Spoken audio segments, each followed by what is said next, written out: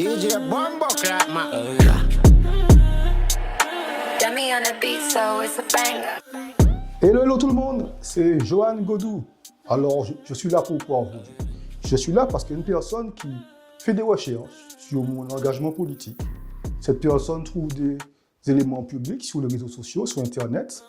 Elle se pose des questions, elle ne trouve pas les réponses à ces questions malgré les éléments, les informations publiques qu'elle a trouvées. Et malgré ça, elle porte toutes ces interrogations à la population via les réseaux sociaux. Cette personne, je ne donnerai pas son nom, je ne donnerai pas son prénom, mais je me suis permis de l'appeler Ducobu. Alors, Ducobu fait du coloriage, elle me demande de noter son coloriage. Habituellement, je ne fais pas ce type de choses. Ducobu avait déjà fait une vidéo, je n'avais pas répondu, mais elle tient absolument à ce que voilà, je note son coloriage. Bon, on va se prêter au jeu, on va répondre à Ducobu. Mais par contre, Ducobu, il faut quand même noter une chose. Aujourd'hui, je prends le temps pour apporter les corrections nécessaires à ton travail. Mais voilà, je n'ai pas forcément le temps de vérifier tout le temps tes coloriages. Donc, je t'en prie, Ducobu. Par contre, ça, bon l'habitude. Pour ceux qui ne me connaissent pas, je suis Johan Godou, j'ai 38 ans. J'ai commencé mon engagement politique en 2006, même si effectivement c'est vrai que j'ai grandi dans une famille de militants politiques. Mon père a toujours été aux élections cantonales sur Fort-de-France, M. Guy Gulliver. Il a toujours été un fidèle à Miguel Laventure sur toutes ces élections municipales. Ma mère, aussi grande militante politique et associative, Madame Godou Marie-Françoise. Donc effectivement, c'est vrai que j'ai grandi dans une famille de militants. Donc l'engagement citoyen, l'engagement politique a été pour moi naturel à mes 18 ans. Donc oui, effectivement, j'ai eu à exercer des responsabilités politiques dès 2009 dans des mouvements politiques. Donc les jeunes UMP, j'ai été responsable départemental des jeunes UMP de 2010 à 2014. Je me suis présenté à plusieurs élections législatives en tant que suppléant de la candidate Néma Tiak en 2012. En tant que candidat tête de liste moi-même en 2017, toujours sous la première circonscription de la Martinique.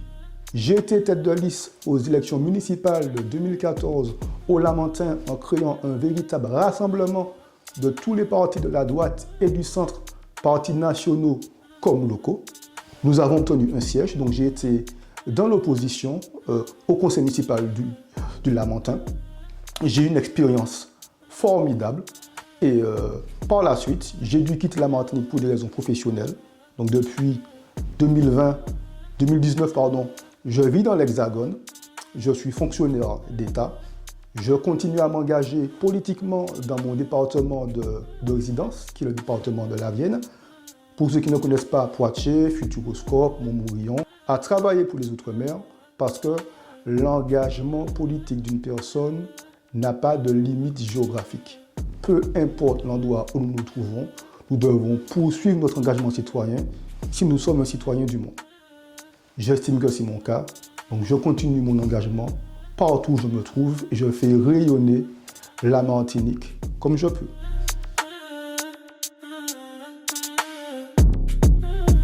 Chers amis, il est important de noter que Johan Godou est un homme du centre droit. Mais pour autant, je ne me suis jamais enfermé dans des idéologies politiques. Je me suis toujours placé au-dessus des clivages. Parce que personne n'a le monopole des bonnes idées. Personne n'a le monopole des solutions.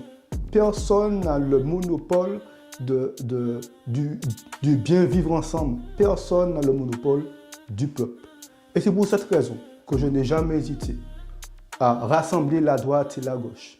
Mais à élargir mes projets, à élargir mes échanges avec des personnes d'autres idéologies politiques de gauche. Je ne refuse de travailler avec personne.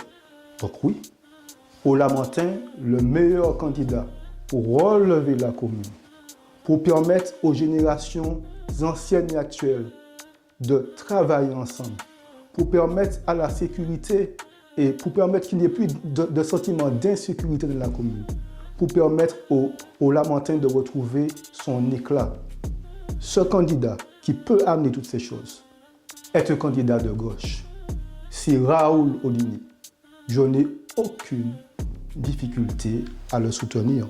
Les belles là bon, faut que dit bon. C'est pareil pour Francis Carole. Francis Carole se bat sur Fort-de-France depuis des années. La ville de Fort-de-France est dirigée par le PPM depuis 1958. 70 ans. Faut pas qu'avoir un équipe à aller. Il faut laisser la place à une autre équipe qui a de bonnes valeurs, qui a de bonnes idées et qui peut amener un nouveau souffle à la ville de Fort-de-France.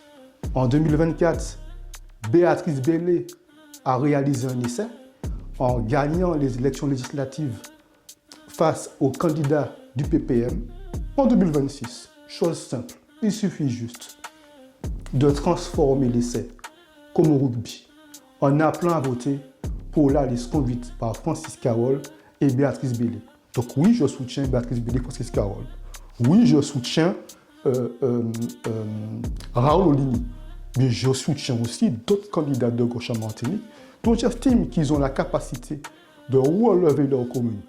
Comme à Sainte-Anne, mon cher ami Jérémy Ferdinand, qui, lorsqu'on s'est connus lors de nos premiers débats politiques, on n'était pas du tout d'accord. Alors oui, je soutiens Fred Jean-Baptiste aux élections municipales de Font-Saint-Denis. Oui, je soutiens Nathalie Gratz, femme de gauche, aux élections municipales des Trois-Îlets. Et oui, je me suis rendu à Colombes, dans le 92, en Île-de-France, pour soutenir Valentin Namonnet, l'un des plus grands espoirs de la gauche française, qui est d'origine martiniquaise. C'est un Martiniquais comme nous. Donc oui, je me suis déplacé à son meeting. Il ne s'y attendait pas. Et oui, je soutiens Valentin Namonnet. Il est important de travailler ensemble pour faire rayonner notre territoire.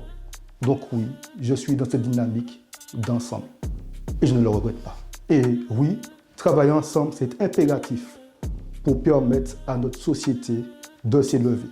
Donc, je peux comprendre que ça puisse fâcher certains, ça puisse frustrer, vexer, mais il faut prendre un petit thé le matin, le midi, le soir, et puis ça devrait aller. Mais en tout cas, ça ne changera pas ma façon de faire de la politique, parce que je suis un homme de rassemblement.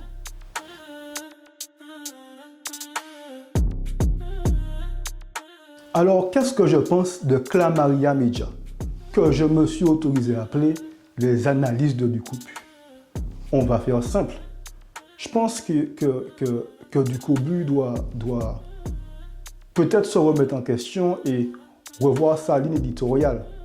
Parce qu'en réalité, il faut, je pense qu'il faut qu'elle continue dans ses recherches, qu'il faut qu'elle approfondisse ses recherches. Et quand elle ne trouve pas les réponses, qu'elle contacte les personnes qui sont concernées par ces recherches pour qu'elle obtienne des informations solides et fiables. La jeunesse a de la fougue, mais la jeunesse doit aussi permettre à nos territoires de rayonner. Et Ducobu, si elle se remet en question, si elle améliore ses pratiques, peut devenir ce média d'analyse politique dont a besoin nos territoires d'outre-mer. Donc, j'encourage Ducobu à se rediriger vers la bonne voie, à persister dans son engagement politique. Et puis, si elle voit que finalement, voilà, les communautés sur les réseaux sociaux, ce n'est pas son affaire, qu'elle s'engage en politique, qu'elle se présente aux élections, qu'elle fasse une liste, qu'elle manage sa liste. Et puis elle verra voilà, combien de voix qu'elle réalisera aux élections. Et même si elle perd, le but c'est de continuer, de faire gagner ses idées, de faire gagner ses valeurs et de permettre à d'autres jeunes de s'investir, à d'autres jeunes de s'engager, parce que c'est nous qui construisons le présent et l'avenir de nos territoires. Donc si j'ai un message à faire passer à tous les jeunes qui suivent Ducobu sur les réseaux sociaux, au lieu de rester à commenter sur TikTok, Facebook, Twitter et peu importe les réseaux sociaux qui existent, allez voter. Et si vous vous sentez capable, engagez-vous en politique, présentez vos élections et faites gagner vos idées. C'est le message que je peux porter. J'espère n'avoir frustré, vexé personne.